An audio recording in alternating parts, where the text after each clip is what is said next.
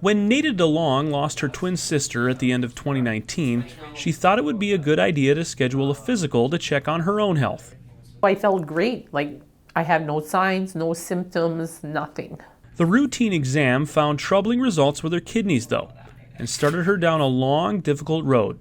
I went back to meet with her, and she said, your kidneys are at 15%, and we're going to put you on the transplant list. So June of 2020, that's when I got notified. DeLong was diagnosed with IgA nephropathy, a chronic kidney disease that can slowly lead to kidney failure over the course of 10 to 20 years. She would undergo immunosuppressive therapy and eventually dialysis while she waited for a transplant. In DeLong's case, finding a match would take 3 years. One of the main factors is the fact that she had multiple antibodies against potential donors.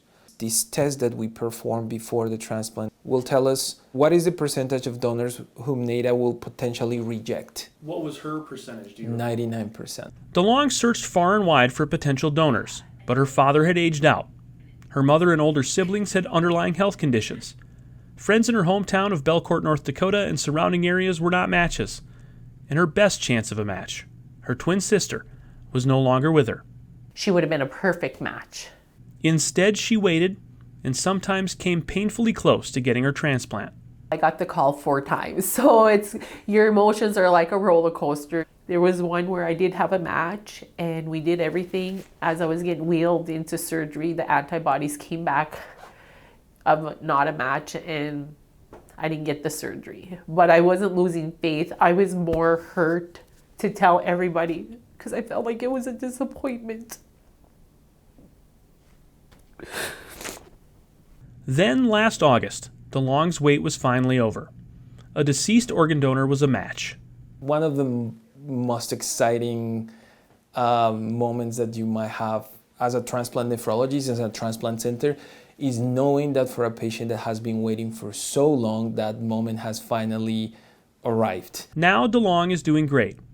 Dr. Beltran says she bounced back even better than expected after the transplant, and DeLong says she has started a bucket list. I took up golf this year. I want to do a marathon in honor of all transplant recipients and donors. We're going on vacation, just travel, and honestly take everything day by day and be grateful that I have another life. And as far as her doctors go, she gets emotional just talking about them. I can never thank them enough. Sanford's like my second family. They went above and beyond. And they are just, I can't say enough about them. They are just amazing. In Bismarck, Jason Anschutz, Sanford Health News.